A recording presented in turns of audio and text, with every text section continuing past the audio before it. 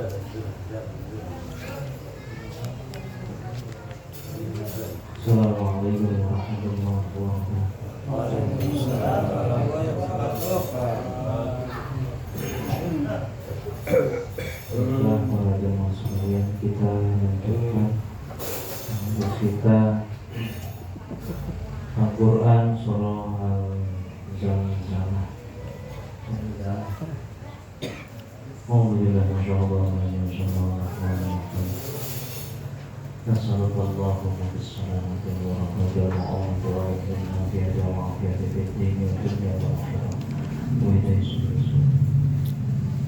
وتيسير الأمور لا يعصر وتسر القلوب المخلوقات أجمعين بالهداية والتوفيق لمن يحب الله ويرضى بكل المشاكل في الزمان الحق القرآن عليه الصلاة في هذا المجلس المبارك.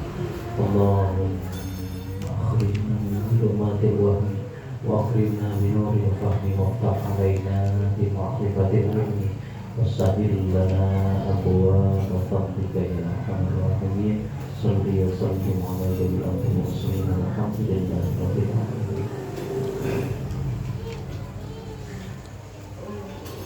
أعوذ بالله من الشيطان الرجيم.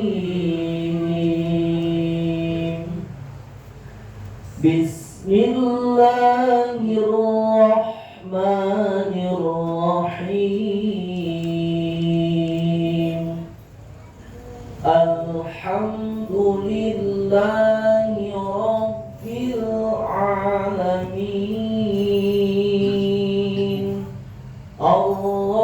الرحمن الرحيم. مالك يوم الدين. إياك نعبد وإياك نستعين. اهدنا الصراط المستقيم. صراط الذين أنعمت عليهم غير المغضوب عليهم ولا الضالين.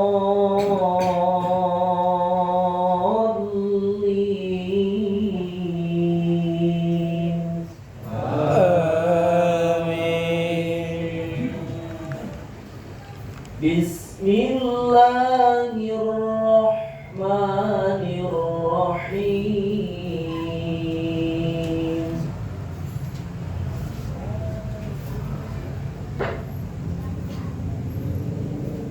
إذا زلزل, ya, huruf zai.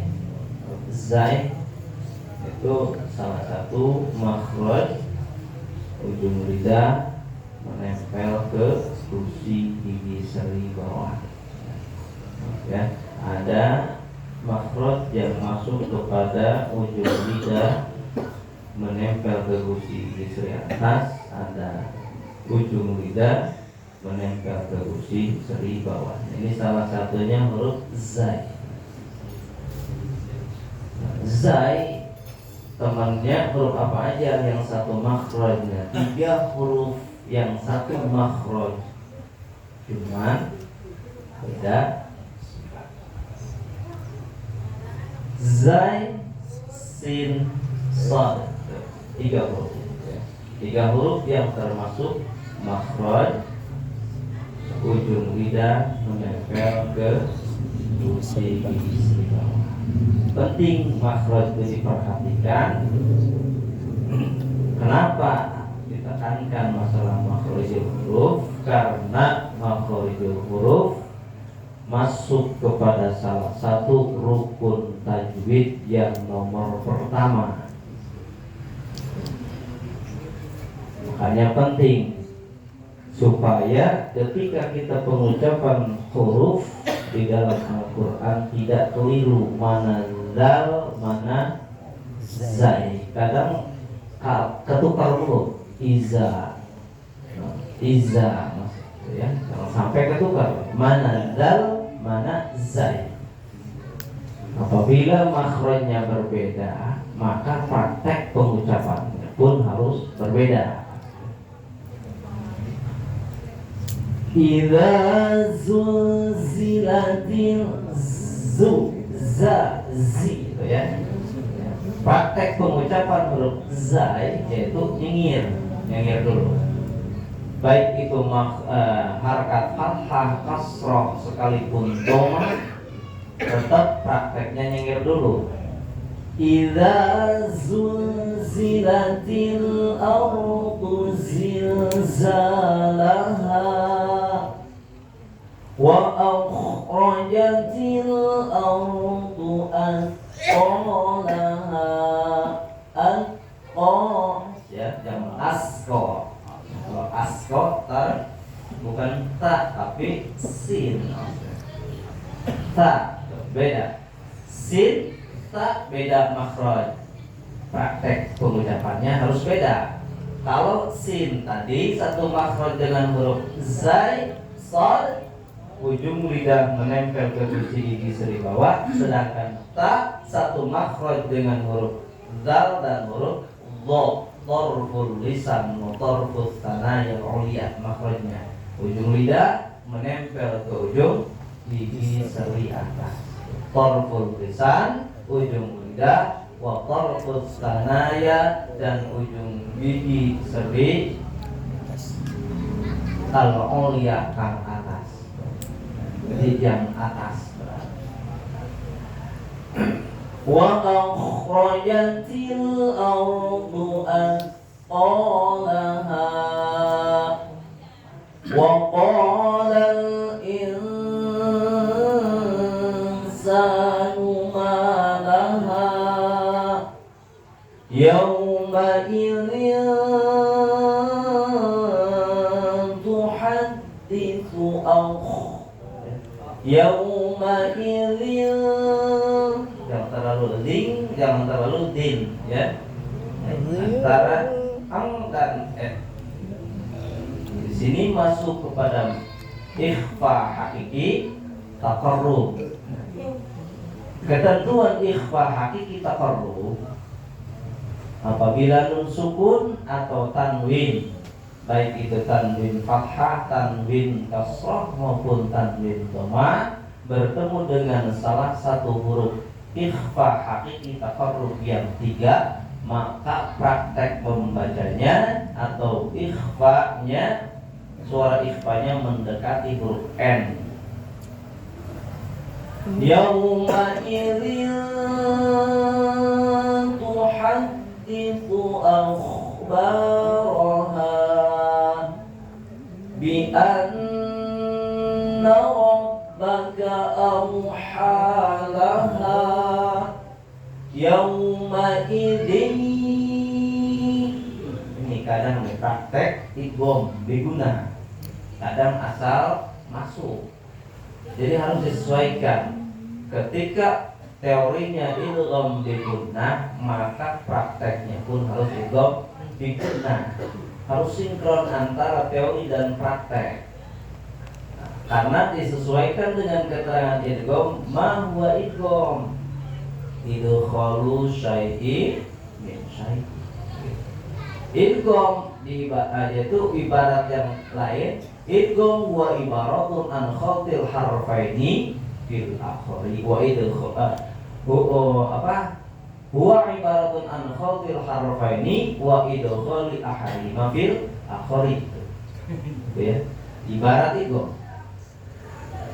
Wa ibaratun, idgham diibaratkan an khaltil harfaini, mencampurkan dua huruf yang berbeda ataupun yang sama. Wa idkhali ahadihima, dan memasukkan salah satu huruf tersebut fil akhari kepada huruf yang lain. Jadi yang mati dimasukkan kepada yang hidup.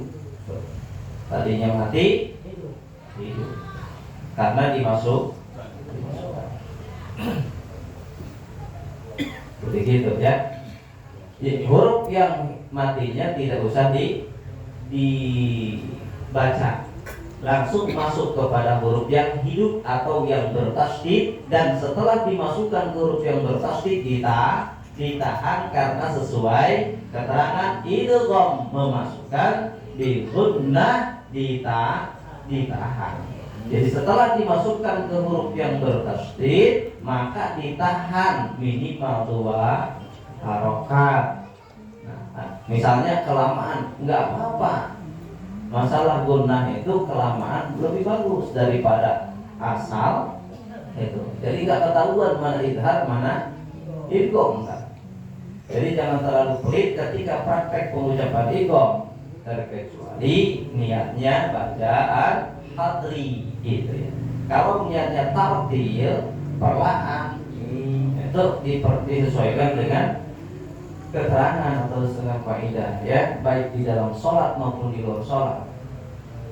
Yauma idzi yasdurun nasu ashtatan liyuraw a'malahum. Kalau yang ini ashtatan ketemu huruf lam bertasydid, ini hukum tajwidnya idgham bila gunnah. Kalau yang ini tidak boleh ditahan, gitu ya.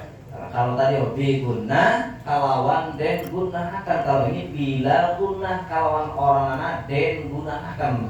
Nah ini ketika nun sukun atau tanwin bertemu dengan salah satu huruf yang dua, nun atau ro atau lam atau ro, lam atau ro, maka praktek membacanya tidak boleh ditahan, cukup dimasukkan ke huruf bertasydid dan tidak boleh ditahan atau tanpa guna.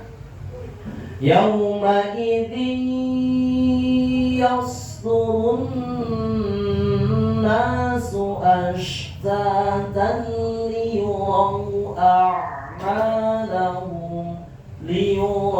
a'malahum ya. Praktek lunak, lembut, tidak boleh dipanjangin. Misalnya awas tuh, jangan bau-bau mat, ya kesannya jangan kayak baca mat, karena di sini bukan mat tapi lin, beda. Ketika diwaqaf baru terjadi mat lin, ketika diwasal lin. Faman ya'mal ya, ini praktek huruf qaf. Kadang masih ada yang kayak kaf kesannya. Ini ya, terutama yang biasa memang mustaqim, yang mustaqim, ya. Jadi kita jangan terlalu fokus kepada lagu. Nah, karena fokus ke lagu, matobeni kepanjangan. Ini penting ya, disesuaikan matobeni, tidak boleh kurang, tidak boleh lebih 2 rakaat. Mustaqim, disesuaikan dengan makhraj huruf qaf, yaitu aqsal lisan. Harus pas. Pengucapan huruf qaf aqsal lisan berarti ketika pengucapan huruf qaf harus berada tepat pada pangkal lidah.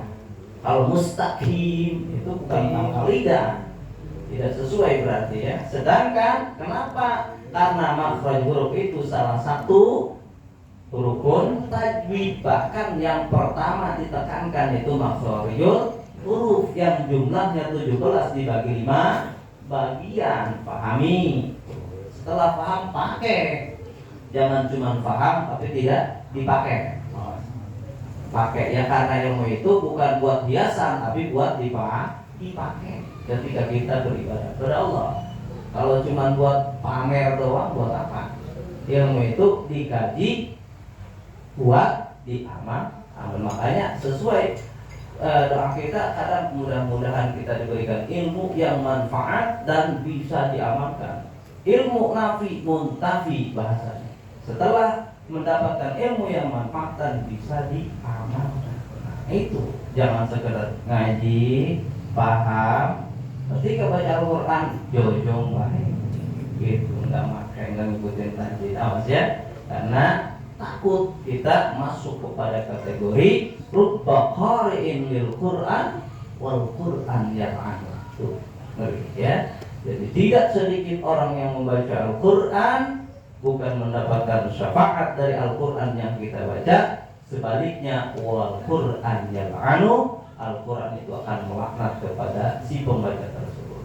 Itu salah satunya orang yang paham tentang ilmu tajwid, tatanan tajwid, tapi ketika baca Al-Quran tidak memakai tajwid. Nah itu ya yang masuk kepada wal Quran yal'anu. فَمَنْ يَعْمَلْ مِثْقَالَ ذَرَّةٍ خَيْرًا يَرَهُ وَمَنْ يَعْمَلْ مِثْقَالَ ذَرَّةٍ شَرًّا nyengir ya. Ketika masuk ke huruf ya-nya nyengir, karena ya itu salah satu huruf yang mabni, tidak mau diatur. Sekalipun harakatnya domah tetap ya menyengir, karena ya itu salah satu huruf yang masuk kepada huruf yang mabdi, nyengir. Ada lagi huruf yang mabdi monyong, domah, wau, sekalipun fathah, perintahnya kudu dibuka, kudu terbuka, tapi ketika wau tetap monyong dulu, wah monyong dulu, karena menyesuaikan makhraj. Di mana pengucapan huruf wau, wau itu makhrajnya dua bibir dimonyongkan atau mencucu, maka ketika pengucapan huruf wau monyong dulu, wa, wi, bu, apalagi gitu ya. Nah ini pun sama, ketika ya huruf ya, maka prakteknya harus nyengir dulu, ya, yi, yu, tuh. Sekalipun domahnya nyengir. Wa may ya'mal mithqala dzarratin syarran yarah. Terutama di idgham biguna, karena banyak yang asal diperhatikan, disesuaikan dengan ketentuannya. Apabila nun sukun atau tanwin, apabila bahasanya tanwin berarti tanwin fathah, tanwin kasrah, tanwin dhamma bertemu dengan salah satu huruf idgham bi gunnah ya nun mim waw, maka prakteknya harus dimasukkan, dan setelah dimasukkan ke huruf tersebut ditahan atau digunakan. Shadaqallahul azim. 1, 2, 3.